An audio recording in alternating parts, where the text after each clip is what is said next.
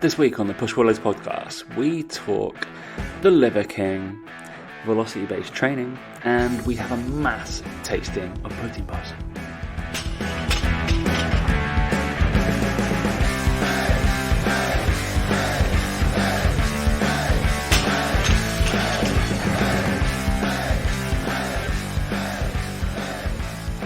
Right, 3, 2, 1. It's recovery time, Dan. Hey guys. Testicles. Jesus, you just all over. Mate, ruined it. Hey guys, welcome to the Push Legs podcast with myself, Damik.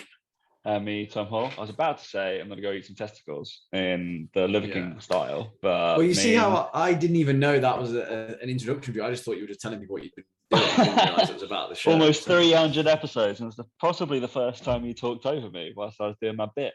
Well, you did do a little pause there. Do you know what I mean? I was like, okay, cool. That was for comedic effect. I believe. Ruined it.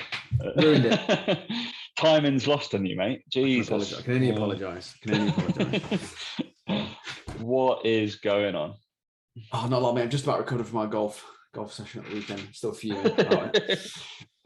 Still fuming about the golf course. It wasn't great. The golf course wasn't fantastic. It was confusing in the fact that my GPS was wrong, or the golf course was wrong. The golf course was just laid out in front of me, but they hadn't updated it.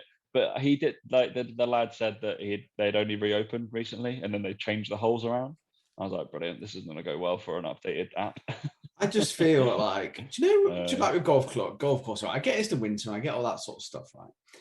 But if that was us going around that course looking to become a member, it was not a great first impression, was it? Do you know, like, and I know not many people are probably going to join a membership, a golf course in the winter and all this sort of stuff, but I don't know. I just felt a little bit like, I don't know, the golf courses that we've been at before, it seemed to take a bit more pride in how things were done, or it just seemed like a very neglected golf course. It seemed like a very neglected golf course, and how it was like put together and the flow of it all, and just did not like it whatsoever. Too much walking involved for Dan. The holes were far away from each other.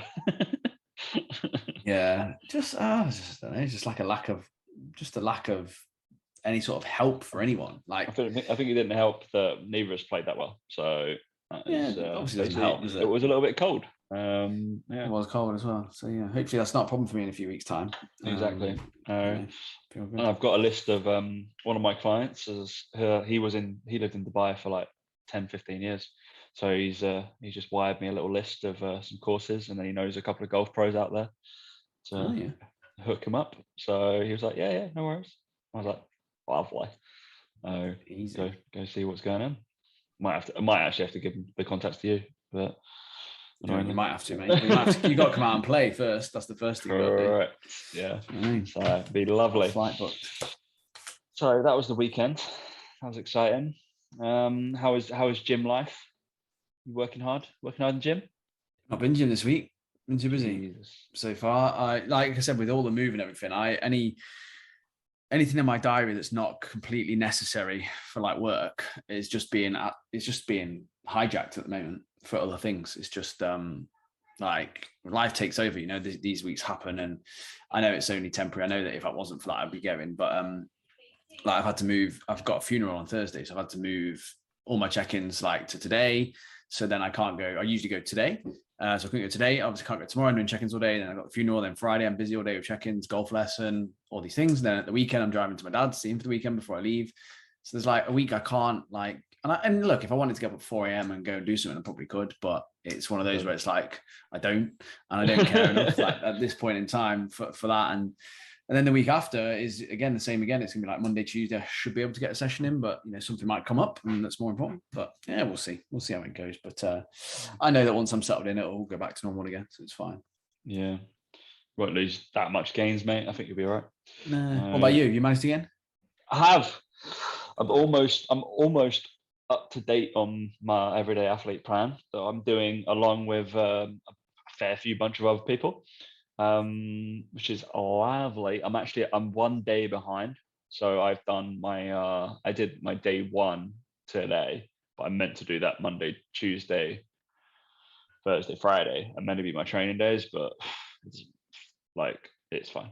I'm sure I'll get over it. Yeah, I'm sure it was I was just because I was a day behind from last week. I was not too sure what happened. I think it was I chose going to the range on Saturday morning as a priority rather than training, and I was like, I can't bother to go. I was like, I trained on Friday night. I'm gonna go enjoy myself and play golf a little bit. So I was like, no, golf. Got my whatever 18,000 steps in, whatever it was on Sunday. So I was like, you know what? I don't need to do anything. I'm fine. Crack on. Yeah. But yeah, feeling better. It's only week 2. Feeling good. But yeah, it's quite fun. So obviously the everyday athlete programs and the Better Health are up for purchase. You can do them anytime. And it basically just guides you through on the Fitter app. So you can go through my link tree if you want to do that. You don't even have to speak to me. How good's that, right? You can follow my programs. That is the best way of doing it. You don't have to speak to me at all. Yeah. Sign me up. Sign me up. I'm down for that. But yeah, no, it's good. It's that people are going through it and they're like, shit, I've never, and it's a weird thing because like people are like, I've been really complimentary, like, oh, I love the way you program. And I would have never programmed something like this ever for myself, or I wouldn't ever program like this. And people are going, oh, what are you doing? I'm like, I don't know whether it's a case. I'm not that abstract when I program. It's just thought out. That's it. As far as I'm concerned, it's not like I'm doing mental crazy things, but I'm like, there's a thought process to everything, and it'd be like, that's doing that because of this. This is there because of that bit is there. So it's quite fun. So I'm enjoying a little leaderboard because posted a top score, didn't I, on my little leaderboard? Everybody's doing it. Got to shape up to me because everybody like on the conditioning one. So if you guys like jump on it, I've set it up so that there is a leaderboard for week 1, week 2, week 3, week 4. As you get, and you'll obviously see it as you get better. You can try and beat other people that are doing the programs, and they'll be there forever. But yeah, everybody decided to go ski erg. I was quite surprised. So I've written like you can do a ski erg or you can row for this like 15-minute max sprint. 15 second. Wow. Jesus Christ. Yeah. 15-second max sprint. And then you get like total accumulative over 3 sets of like distance. And yeah, everybody's gone ski erg over rower. I was quite surprised. I would always that's not a good choice. Go towards the rower instead of ski erg because like ski erg is weird to sprint for 15 seconds. It's very odd. Yeah, really hard. Yeah, especially if you find it, if it's kind of new to it as well. Like I think it's probably why maybe people picked it because they're like, oh, I've not used this before or something like that. Yeah, maybe. Yeah. Basically, I just wanted some like upper body dominant cardio. Basically, it's just cardio triceps, but it's cool. I'm happy. My little plan. I'm following my own plan. That's what's happening. That's the blessing of me writing all this shit. So I've always got something to go do. I will reap the rewards. All good. All right. So rundown for today, guys. Apparently, there's a chap called the Liver King that's doing the rounds. So I've just literally watched a few videos. There's some fantastic quotes. So I guess we'll chat about that nutrition basis. I went and did some CPD, continual professional development, last week with Mr. Chris Toombs. Go give him a follow. I think I'll probably invite him on either this show or the PTC show at some point in the next couple of months. So have a little look out for him. He's literally worked everywhere within rugby, which is pretty cool. And me and Dan will have a little discussion over velocity-based training is what I'll chat about. And then we can chat about some exertions and all that kind of scales and stuff and how we program and how maybe there might be a good future for this stuff. But first of all, Dan is obviously leaving us. So we're going to do a mass protein bar tasting. Oh, well, mate, next week I might have to get through about 20 in one session. I've realised I bought far too, well, I didn't buy far too many. You should send Isabel to school with protein bars in a packed lunch. And they'll be like, what do your parents do? Yeah, they're both personal trainers. One of my clients who's, he listens to the show actually, and he's just finished with me because he's got back problems and stuff like that, and he's basically got to take a few months off training by the sounds of it to really kind of fix things, and we were going to go into muscle gain phase. So he's kind of like, well, I can't train, so like that's not really going to happen. So taking a break for a few months, and he bought me a protein pick and mix voucher, which is very kind of him as a thank you for coaching. So I obviously went and spent it before I left. Obviously, I had to. I was like, I'm leaving soon. So I've got a nice little selection here. And weirdly enough, protein pick and mix, obviously, they do this occasionally. They add a little bit extra in there, a little gift. I think they've added this one in because they're not selling it, is why I think they've added it in. But I currently have. They know we do this segment as well. Bear that in mind. They There's might have known your name. Is that they have sent me a protein croissant, protein croissant. And I don't know where I fall with it. It's not a protein bar, is it? But I don't know how much it costs because it was in there. I didn't buy it. It was added in there. So it's probably really expensive. But I want to start with the croissant. But it does smell a bit funny. Obviously, it's not going to be nice, is it? But look, to be honest, mate, from where I'm looking at it, looks like a turd. Yeah, it does, doesn't it? It does look like a turd. It's not really a croissant. It's more like a roll that they've just put lines in to kind of make it look like. I don't think that's good lamination. I think of the pastry. So the protein croissant is 17 grams of protein, 245 calories. Sorry, so not too bad. Which is why I'm very skeptical. If it was 350 and 70 grams of protein, I'd probably be like, maybe it'll taste all right. But it's got chocolate in the middle. Because the nutrition is okay, you assume bad taste. Yeah, I'm assuming it's going to be bad. It smells a bit funny. It's got chocolate in the middle. Here we go. Oh, God. I think it's going to be horrible. I can only imagine it's going to be chewy. I don't know. Like, because I know the ones you get in packets, those chocolate white like croissants you get in a packet, and I'm thinking it's going to be like that. Well, that's what it's like. So, right, okay. It's not dry. It tastes just like a pre-cooked croissant you buy from the supermarket. That isn't great, but it's about as good as one of them. But it's not. And I would eat a whole one of them, like, quite happily. Oh. On a scale of like terrible, amazing. Obviously, like in England, probably the number one croissant you can buy is for commercially available croissant is. If you've got to be able to get this question right. What is the best commercially available croissant that you can buy? I don't buy them, really. No, well, I do occasionally. I don't feel the fat, but you can buy them in the supermarkets now as well, frozen. And cook them at home yourself. Okay. The Pret ones. Yeah. The Pret chocolate croissants are legitimately good. Okay, and I will. Yeah, they are good. But obviously, like all the bougie ones, like actual French ones, lovely. But if you're at a loose end and you're like, oh, I'm gonna get a croissant from like way better than Starbucks, way better than any other coffee place. But yeah, you've had like 4 or 5 bites, so it's really easy to eat. It's actually quite easy to eat. All right. So it's not very chocolatey, I have to say. That's a shame. But it's a croissant. It's like a baked good is cool, right? Because obviously the Ranger Bakery, what would ever be on the Great British Bake Off? They should do a protein week, really, shouldn't they? They've just done a free from week. They should do a protein week. Yeah. That would be good. I'm gonna write into them. Do you know what? That is nowhere near the worst protein bar or protein thing that we've had on this show. Well, I did that last week or the week before. I had that awful fucking. It tasted as. I think this would actually be nicer without the chocolate in it. It's the chocolate bit that's not the best bit. Oh, really? And that's probably where the main calories are. Is it also where the protein would be? Possibly. Is the protein in the chocolate or is it in the bread? I think it's in the bread because it's like oat protein, rice protein, wheat protein.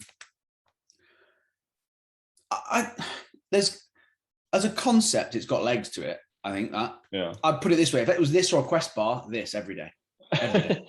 Okay, if we're putting it in the same category of confectionery bakery, it's got to be that, a flapjack, or a pancake. The pancakes are better than that. Yeah. But based on the protein amount in it, I'd take that over the flapjack.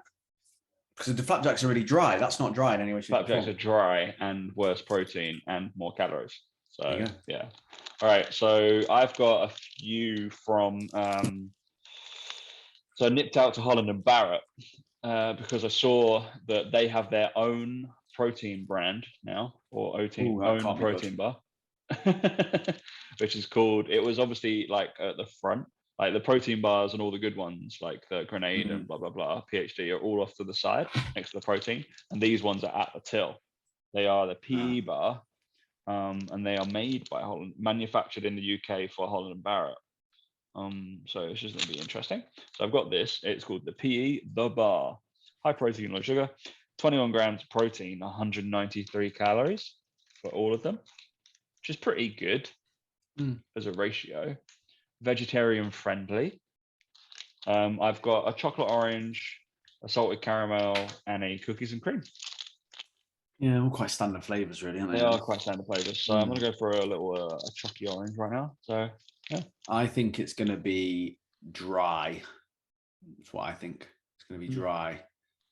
I don't like that fake chocolate orange taste in protein bars. I like chocolate orange normally, but it's never as good in protein that's why bars. I've opened it first. Yeah. Even the carb killer Jaffa Quake isn't the best, do you know? It's a lot softer than I thought it was going to be, which is good. That's always it's good. It's still dry-ish, but it's a lot softer, I guess. So it's not too bad. That again is I'm gonna guess they taste all the same, but I'm gonna just open more. I've got a Beaver Bar. So this is one we haven't tried that I've wanted to try for a little while. A Beaver Bar. So this is by Muscle Moose. Muscle Moose. Oh wow! Okay. Yeah, and these Muscle come Moose in like 2 fingers. So like, you know, like a timeout, like a Twix timeout kind of thing. They feel quite heavy and dense, to be fair. Protein blend is milk protein mainly, with soy protein crispies. Okay. Soy protein crispies. That's a classic thing to put on there. If anybody doesn't know Muscle Moose, they've got the really good like microwave dessert thing as well. And they obviously originally made the mousse. Then they've got like a mug cake. I really like their mug cake. If you're lacking for protein and you want a little like soft spongy dessert to have, it's pretty good. Pretty good calories. It's white chocolate flavor, but it doesn't taste like white chocolate. It just tastes like nothing. Just sweet. Nothing. I'm going to try another one of these bars, and then I won't have all 3. Dan can keep going with the bars. So I'm going to go for the salted caramel one as well, just to check. Not sold on that. It's all right. Wouldn't buy a pack of them. Wouldn't buy a big box of them in a hurry. Not dry. Nice crispiness to it. Not too chewy, but really lacking some taste to it. It's not really much to it. I'm gonna say that I quite like these. Oh. They're quite good. The Holland and Barrett bars. They're not much calories. The salted caramel one is better than the other one because you've actually got some caramel in there as well at the top. Some like gooey caramel. It's not like hard caramel or anything like that. So yeah, I can't taste the salt. Don't taste the salt anyway. But yeah, no, they're good. They're good. They're pretty soft. They don't feel it, but yeah, they're pretty soft. So yeah, not too bad. If you're lacking and like you want to nip into Holland and Barrett and try one of their bars, they're less calories than a PhD, but all Holland and Barretts sell like the PhDs and grenades anyway, so you might want them. But I think they're actually softer. They're as soft as PhD bars, but softer than grenades. Right. So I've got now PhD smart cakes. These are brand new. They're not bars, they're cakes apparently. Now I've got Jaffa cake, carrot cake, and birthday cake. Now I was going to do the birthday cake one, but I already know what the birthday cake protein bar, smart bar tastes like. Yeah. So I'm going to go for the carrot cake one. Carrot cake. I wonder how cakey it's going to be. So 15 grams of protein and 224 calories. So, average. I notice a lot of these companies now are trying to sort of skimp on the protein, aren't they? But keep the calories the same. Yeah. Anybody wants to know carrot cake? My favorite cake. Easily. So good. Okay, so it's got like a white chocolatey outer bit with some crispy bits on top. It smells very much like carrot cake. Interesting that. Any carrot in the ingredients? I hope so. But okay. All right. It's soft like a cake. Good. I was expecting it to be like a hard, like, you know, like, not,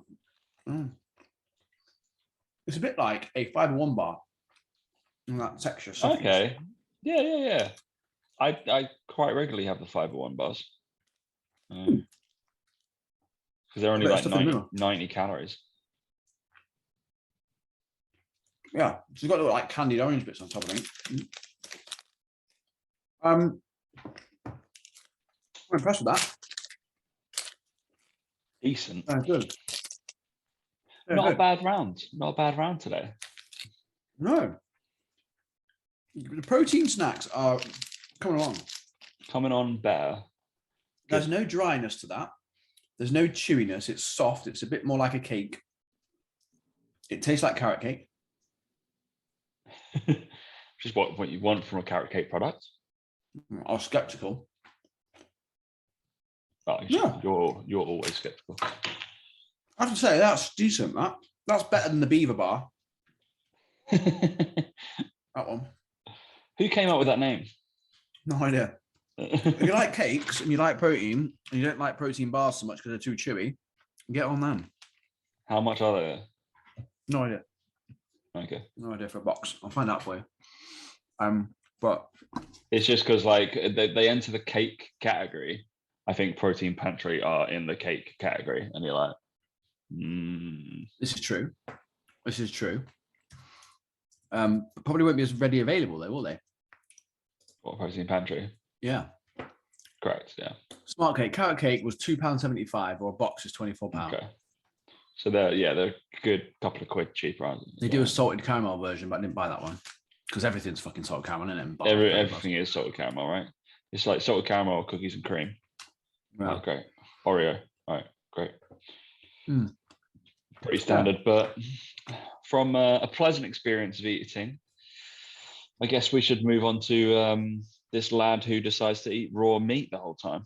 Oh God, what a weirdo. Yeah, so talk to me, Dan. Apparently, Mr. James Smith has talked about him a bit, so you might as well get your take. But from briefly, the reason why I said I was going to go and eat testicles is there's a video of him going pre-game. Gladiators and Olympians, they used to eat testicles before they performed, instead of what we're eating, like protein shakes and stuff. Because he didn't have access to it, mate. So that's good enough for me. And then he just bites into a massive testicle. He basically, like, I saw him about a week ago. I don't know why it came up, or no, on Instagram. It came up about him. Something came up. I think I saw him like a week or two ago as well. Something just came up, and he was showing. I think like he was showing around a house, like his house, and like, I work here, and I was like, great. I didn't know who he was. No. I can't remember what it is, but basically, there was a picture. I just remember seeing a picture of him, absolutely ripped physique, huge, and he was basically like saying that he got this physique because he eats like our ancestors used to eat, where he eats like raw liver. Well, no, it's funny that he eats raw liver, bone marrow, testicles, but then a protein shake. Brilliant. Well, they didn't have them, did they? So, but anyway, and the guy's clearly on drugs, like 100% on drugs. And you know, when you're kind of looking at it and being like, can you see the irony here, mate? Like, do you get it? Like when you say you're eating natural stuff, and he'll claim he's not on anything, but he is quite evidently he is on something. That is not natural, shall we say. CEO of the Ancestral Lifestyle. And like, obviously he gets trolled a lot in the comments because people are like, well, yeah, why do I want to eat what my ancestors ate? Because they lived till the age of like 23, 24. Do you know, like they didn't really live particularly long lives and stuff like that. And given the choice, would they not rather eat a cookie than raw liver? Probably. So yeah, it's one of those things. I think it's a bit of a shitty argument, isn't it? Like I get it to a degree. We've all been there. We've all said stupid shit. Oh, we should eat more like we used to. Blah, blah, paleo crap and all that. Like, but you're allowed to cook your meat, mate. Do you know what I mean? Like, you don't have to have it raw. Like, you're like, you know what they also did have? They discovered fire. They discovered that cooking the meat on the fire was pretty good, wasn't it? It's just, I just find it hilarious that, like I said, I just find it funny, like that he's just clearly on drugs, and he's claiming like all this natural stuff. I mean, you could probably sue me for that, probably, couldn't you? What I've just said, but you can try. Again, like there's a video here of him There's a video of him here bench pressing with his like wife or his girlfriend stood on the bar, and it's like, yeah, it looks impressive, but I can bench that, mate. Not that heavy. And she's having point of contact with support, so there's a little bit of load off there. But you're just like, you might look good, mate, but I always find it odd. It's just, yeah, it baffles me. But anyway, see, obviously he's come from somewhere, because obviously James Smith got wind of it and posted and was just like, yeah, look at this guy, fucking hell, like, you know, pointless, basically, like I was saying. I mean, it's just, it's strange, isn't it? Because under, you'd like to think we've become more evolved, therefore we're not going to do this stuff. So we know stuff is unsafe or unsanitary and possibly harmful if we do it like that. So it seems just bonkers to me. I don't really understand. But if someone was going to, I mean, because is he eating a lot of veggies? I don't think so. He's just lots of protein. He eats a bit of yogurt, doesn't he? He says yogurt, and potatoes, I think, were there as well. Yeah, potatoes. But again, you wouldn't eat them raw, would you? Can you not die from that? I don't know. It just seems like he's going to be, his micronutrients are going to be severely down. Is it not? Yeah, like a lot of people try this sort of stuff and they do end up with issues with that sort of thing. Yeah. Well, I feel like that's the argument, I suppose, with like liver and stuff like that, is that it's a powerhouse of vitamins and minerals, like, you know, animal livers and kidneys and things, whereas a lot of people who do carnivore diets just eat like muscle meat rather than the offal. Yeah. That would be the only thing. If he's eating testicles and brains and shit as well, probably, knowing him, the looks of him. Well, yeah, he just tucked into a raw testicles. Just weird, of a cow, I think. Or bull, I guess. Cows don't have testicles. Oh yeah. We know what you meant. We know what you meant, mate. Don't worry. It's fine. Yeah, just long day. Just find it very odd, and he's got like 500,000 followers. Like, people will follow it because it's out the norm. It's different. It goes against the grain. You know, all that stuff is why like it's going to be popular to a certain degree. And you're going to get people who are saying really weird shit, and they're going to get followers because it's just out of the ordinary, and people want to be out of the ordinary, which is, I find, very strange. But yeah, what if you say like they're probably the closest, because nobody's going to go do this, and if you listen to this show and then you've gone, actually, that sounds like a great idea, you're mad. Yeah. And then, but I guess the closest thing is I've had somebody in my gym try an attempt, I think, a carnivore diet. What are the issues with the carnivore diet, Mr. Daniel Meek? You do find it hard to shit. Yes. I just peek behind the curtain.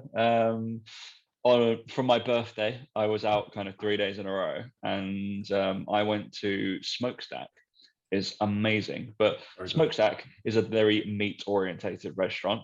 I ate so much meat, I was clogged up for 2 days, and I'm really regular. All right, I'm good with that. I know exactly. I'm like Sheldon. I know exactly when I'm going to poop most days. And yeah, that is a big side effect, Mr. Daniel Meek. But anyway, it is, and even when people change their diets to eat more protein and keep veggies still in and stuff, they notice changes in that and things like that. But yeah, that's one of the things with the carnivore diet, even keto to a certain degree, that a lot of people get, because you struggle to get in any sort of, you know, veggies and things like that there, even on that. So it can be one of those things that's a little bit frustrating. But yeah, it's not good for you. Like, this is the thing, is they talk about this ancestral stuff, but it's like, yeah, but do you actually know what else they used to eat? Because you don't know. You just know they probably ate raw meat, right? But did you know if they ate fruits and veggies? Did you know if they actually did that sort of stuff? You know, it's like that whole thing, isn't it? Like, I saw a meme the other day of like, imagine the person that had to go and find out which mushrooms were killing people. Like, do you know what I mean? Who made a log of that? Do you know what I mean? Brian just died. No, don't eat that mushroom. What was the one he picked up again? Or was it this one or that one? Can't remember. No. Ooh. You go next. You know, like that whole thing of like, who found out that poisonous berries are poisonous? You know, like that whole thing is just, I find it all like, you know, yeah, our ancestors had to do certain things a certain way, but they had to do them that way. There wasn't no choice involved. It's like, it wasn't like they were sat there next to Krispy Kremes or raw testicles and they chose the raw testicles. It's just a funny one. It's a strange one. Yeah, considering we have evolved, so therefore you have the choice. Yeah, bonkers. It is a little bit incredibly strange. So yeah, the moral of the story: cook your meat. Yeah. Don't eat testicles is probably the main moral of the story, Tom. Then cook your meat after that, and then don't feel bad if you have a Krispy Kreme donut. This is probably the third. Sorry, kids. Yeah. Anyway, all right. Let's discuss a more training related, because that was nutrition. We covered all bases. Training related topic. So something I guess I can get my teeth into. So I went to so Chris Toombs is a lad who he's worked for like USA Rugby, their lead guy, tons of rugby teams basically is their lead S&C. And now he's like fully in. So if you've done PT Core, you would know that, and I briefly talk about velocity-based training and just to be aware about it. And Dan Baker, I'm sure Mr. Dan Meek has heard of Dan Baker, and he's believe it or not, he is a strength coach in New Zealand. But he is the guy, if you've ever seen the 1RM percentages and exertion scales, he came up with that. So pretty smart fella, and has molded how we think about percentages. And he has actually come out with this research and a lot of this stuff and posed the idea of velocity-based training, and it has a fucking lot of merit. From what I can see. So Chris has kindly sent me over about 4 or 5 research papers on it. So I'm gonna scroll through them and have a little read before I bring them on the show, on probably the PTC one, so I can dive a little bit deeper. So we'll see. So the velocity-based training, basically they were using the push bands. So a push band is literally just a little accelerometer that you'd put on a barbell or yourself, and that thing, therefore it just tracks how you move. Okay, and just using your phone, or like it's just connected by Bluetooth. So you probably might have seen, like, probably this is what the tech is now, but previously there were those little. We didn't have them at Brentford, but obviously I'd used them at my uni. Obviously you've got like force plates and stuff, but that isn't acceleration, that's just measuring force, but you could probably work it out. I can't remember what they're called, Jim something, and it was a little like coil thing, and it would like a little line cord into the floor, and it would like pull it on a pulley, basically on the accelerometer. I remember seeing something like, we didn't have one, but I remember seeing it. Yeah, I think there was also like a little thing you could stick onto the bar, like a little computer device, like a little device. It's like, yeah, so it's like iPhone size. Yeah, I think Pushband have basically made an iteration of that, and it's like that big now, and it's just like wraps around. And what they've actually done is their technology they've sold to Whoop. So Whoop Band, the new Whoop 5.0, heard it here first, will have Pushband tech for velocity-based training in it, which is, I think, is pretty cool. So I am tempted by that. Would that not be useful for golf as well for you? Probably, yeah. There must be ways that carries over, because I saw something the other day. I think it was on that app you told me about, golf, and they were like, if you sync it to your Apple Watch and you put it on your lead wrist, that you can work out how many your shots and where you've had your shot on the course. And it got me thinking, well, surely you could judge the accelerometer in that as like the speed, and obviously if this is the similar thing, that there must be a way of doing that. Yeah, so it's quite interesting. So for the training, it's definitely something I think I won't buy, because I think that the push pans are no longer going to be sold. So the ones that I think, shockingly, because they were the last ones that are in Britain. So Third Space, we decided to buy all of them, so we could use them in our education system, because we're not going to buy everybody Whoop bands. It's ridiculous. So we bought the rest of those, probably about 10 of them. To put them around, so they cost like $300-400 quid each, right? These little push band things, which is just an accelerometer, but it's pretty cool. But it is a way of, so basically you profile an athlete, right? So the first of all thing you can check is readiness, and it's something that I do sometimes, not frequent enough, but particularly on like if I'm going for PR days or stuff like that, I know we're hitting big sessions. I have something called G flights. And a G flight is a little laser beam basically that measures jump height or ground reaction force, basically RSI. So we've got reactive strength index, and we have ground contact time. Thank you. So usually what I do if I'm prepping someone and I've already given a profile of their like counter movement jumps or their squat jumps, so non-counter movement jumps, I know what they should hit. If they do that at the start of a session, they get in like within, for me it's within 5% ish of their like what they normally do for like 5 reps, then I'm good to go. I think their CNS is on enough, and they're going to be able to go and lift pretty well. So what push band does, it's like it gives you from doing whatever counter movement jump or squat jump that you want to do, your natural thing, you can put it on just an unweighted like a dowel, and you squat jump quickly as hard as you can, and it basically spits out a number and says whether you're ready to lift heavy or not based off what you've done in your profiling, which is pretty cool. Definitely for athletes, because I think I mentioned it last week on the factor of your 1 RM, say Dan lifts 100 kilos, can be as off as 18% any given day. So if Dan is feeling pretty like his neural system is fucked that day, then his 1 RM for that day could be 82 kilos. That's huge. That's massive, and that's a massive discrepancy. Hence why we get like if I'm feeling like that, and it shows on my result that I'm not quite up to where I should be on my velocity, then can the session, you're not going to get the benefit out of it because you're not moving at the right intensity or the right loads that you're going to do. So you pivot and you change the session slightly. You go into more of a strength speed phase or a lighter load phase instead of the heavy stuff that you need more neuromuscular control for. So that's what's really good if you want to take your training seriously, like powerlifters or like strongmen, or basically if you want to move quickly. I wouldn't say this is bodybuilding at all. I wouldn't say this is this is for performance. Okay. I remember at football they did something. The physios did something similar where they used the jumps. They did the jump. They did a bunch of different jumps, and it was kind of based on how percentage of how close you were to your max that you tested at the start and the end of pre-season. After your training effects, they then worked out whether you should or shouldn't train. And again, it came down to the same old argument though.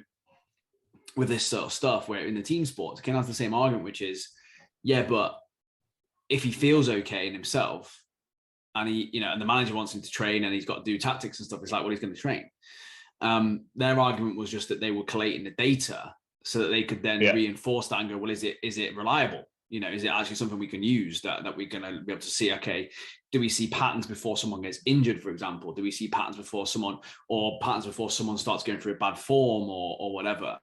And unfortunately, it only lasted a season because obviously with football clubs, the departments change so much and people get sacked and all that sort of stuff. But that's where, if these departments of football clubs stayed for the long term, you would start getting this really useful data, which I think a few clubs have started doing. I think they separate the sports science and physio from management. It'd be really interesting to see over time how that works. Obviously, doing it rugby, I'd imagine there's some real validity there because it's a lot more based around power and strength, a bit more than football, for example. So obviously the two sports that have taken it and they've gone, we're going to go all in on velocity-based training are rugby and the NFL. Yeah, velocity-based. Because they're all velocity-based sports, right? They care about like that kind of data, and they've just gone nuts for it. So, and they're like reaping the rewards now. And then like those scores like pop up on the thing. They're like, yeah, amazing. So it's really interesting. So just as a thing, like, so you test something. So a simple like readiness test. Basically, you have a dowel, and so your counter movement jump squat with no arm swing. And for males, you're trying to be, what we're going like 4 meters per second is like elite. And then you want a poor below 3 meters per second is poor. To put that in, and that's without any weight, right? That's how you're going to move. And females at 3.7 is elite, and then 2.75. So it's interesting because obviously there's something I talk about in PT Core is the low velocity profile. And it's simple as fuck, right? It literally, light loads you can move quickly, heavy loads you move slowly. Simple, right? Really simple. The graph is so linear and down, it's like insane. It's exactly how it should be. But working out your intensity from that is pretty cool. So you get a velocity kind of scale and profiling per person, because obviously lots of people move like differently, and you're like, all right, where is your true kind of 80% based off velocity? Where is your true 85% or something like that of what you think is your 1RM? But it might not be, and how you come accustomed. And basically you can be like, all right, maybe a CrossFitter is really, really good at lots of like, basically you can do a lot of reps at the same like velocity, but as soon as they get to number like 2 or 3 or that high 90%, they're fucked. They don't move it quickly at all, and it's too slow. They're like a 10-second rep or something like that. So yeah, it's really quite interesting. So how they do it, so just to give a perspective of, let's just pick the squat as the simplest thing. They basically project it as like meters per second, and then they give like a variance of kind of, if you like, so you might do one thing where you go, all right, for this set you're lifting 60% of your 1RM. So we're sitting in the strength speed kind of realms, so the low end of that. You should lift this at 0.72 meters per second. So you jab that into the app, and we're going to go until basically your set is endless, but you're going to go until with max intensity until you have a 20% drop off. And then to our mind, you're no longer training speed strength because you're not moving quick enough to be that stimulus. You wouldn't have reached max exertion because we know you can keep on lifting it, but as soon as you reach say 0.52 or 0.5 meters per second, you're done. Like, you're not moving quick enough. Your CNS system is not like tapping in quick enough. So for that thing is really cool. So you're getting it exact for that day if you're training for that at certain loads. So I found that exciting, as I would. So I thought it was pretty cool from just that perspective of it spitting out live data at you as you go. And they've done a lot of research on the squat, the deadlift, the bench press, the pull up, and a bench pull. So like a seal row, right? So the main ones that they've done, all the way down to like, so 100% RM. Guess how fast meters per second it will for like a deadlift or a bench press would be. So bearing in mind, so 60% they expect to be at like 0.68 or 0.7. Yeah, it's going to be is it even 0.1? Yeah, it's 0.18. Yeah, is your 100%. That's slow, right? That's why they call it like the 10-second rep, right? So Louis Simmons, actually, his parameter, he uses this, right? Anybody doesn't know who Louis Simmons is, Jesus Christ, go look him up, for the Westside Barbell guys.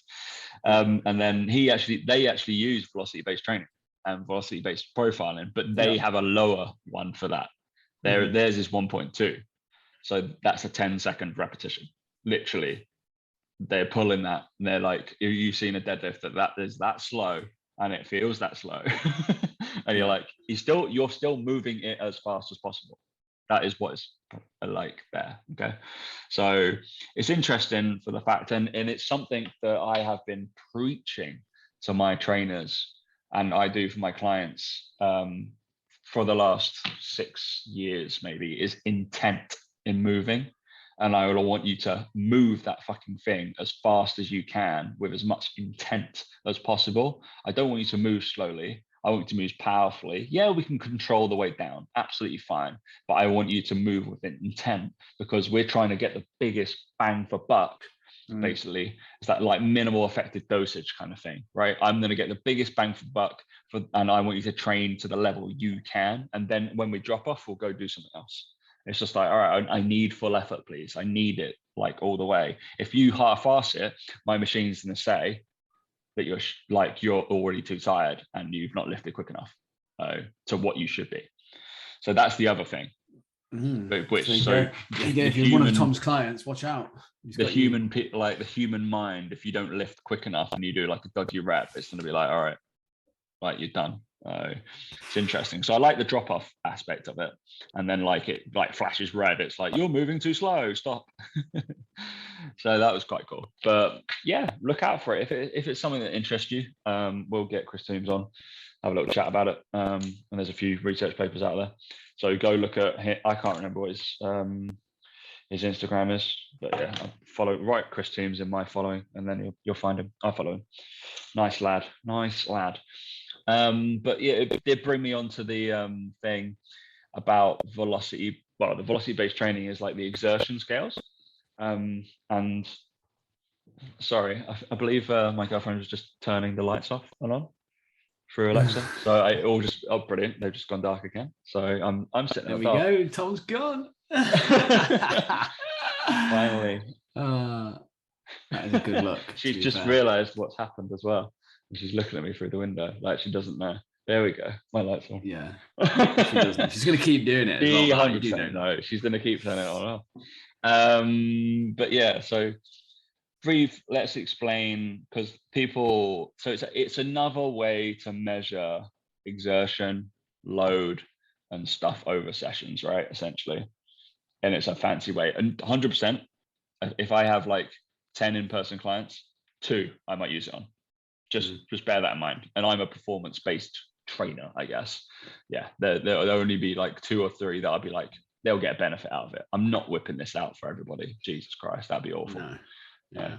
That's the thing, a lot of people would though, wouldn't they? You know, a lot of people see the shiny object thing and they'll just correct. Go there and, I just want to use this everyone, and then they'll get like Maureen who's 45, struggling to walk properly, and like, because of hip replacement or something. That was the one caveat, obviously, because Chris has always, I was like, looking at your stuff, I was like, you've always worked in elite sport. He's like, yeah. I was like, you got to get your brain out of that a little bit and be like, all right, what's the lowest like velocity that you're willing to work with, all this kind of stuff. I was like, is there a rule? Is like, if you're fucking piss weak, don't use this. He was like, just nodding at me like, yeah, get them strong. That's the prerequisite.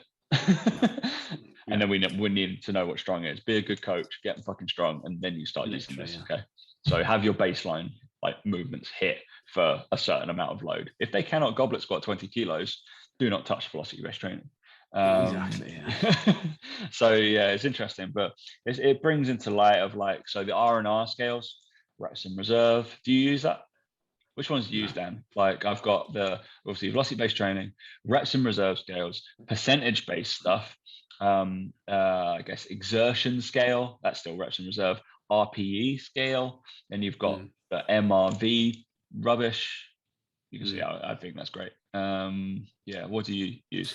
I ask clients on check-ins about RPEs and stuff like that, but to be honest, I think I don't think people train hard enough. I don't think people know how to train hard. I don't think people are even anywhere near have a clue of their reps in reserve. Well, so it's not even a conversation that enters my weekly training. I don't program anything like that. I don't program reps in reserve, and I do program AMRAP sets. I do program sets where I want people to go as many reps as possible with a certain weight. But in my experience, I do not have any clients who are overtrained because they push themselves too hard in the gym. Like it doesn't happen. Guess what?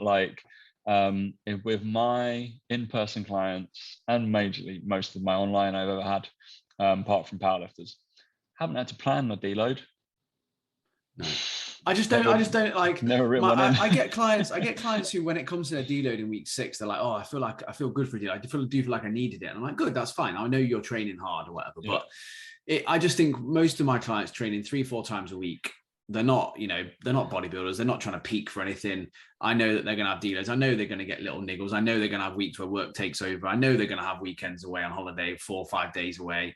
I don't need to worry about it. I just ask them to push themselves as hard as they can every single session. And like, it's where the fitness industry loses for me a lot of understanding of real people and what happens. It's just, but it was interesting. And even so, like when we were doing the day, right, so there was a select like 10 of us, like who we brought from third space to like expose this to, right? So the people we thought would like get the most out of it and make a decision whether we're going to use this go forward. And so we did some profiling off like one of the CrossFit girls, and like one of the other girls are doing deadlifting, and they obviously spat out what their like their projected 1RMs are and all this kind of stuff. And you saying that people don't know they should be training harder was 1000% right. Every single person, apart from a lad called Will, who'd had way more exposure to it previously, everybody was under training to what their loads, according to their velocity-based training, was saying.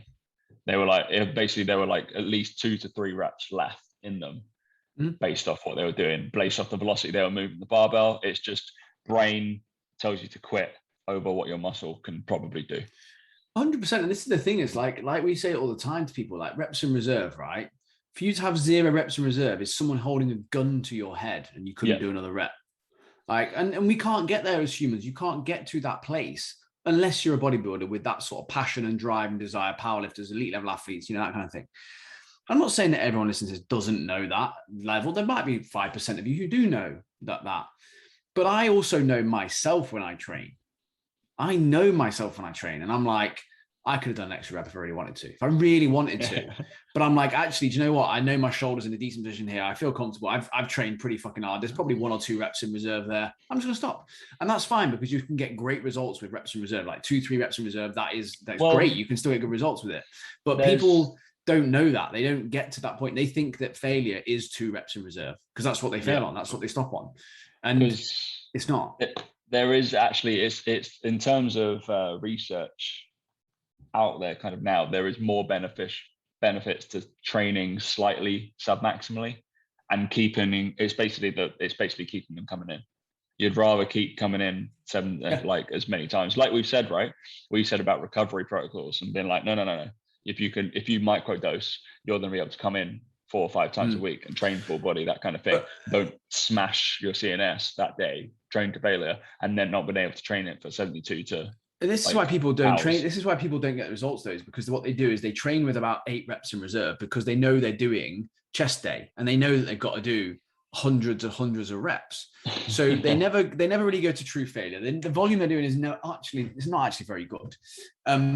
And all it takes is for you to go up to 2-3 reps in reserve, do 3 exercises on your chest over on one day on an upper body day instead of doing 8, and you start seeing progress. Because guess what? You can train your chest again in 3 days' time. And like you said, put that in perspective. Chris literally was saying he does it, and he trains like elite level like athletes, like Seattle Seahawks, all these guys, right?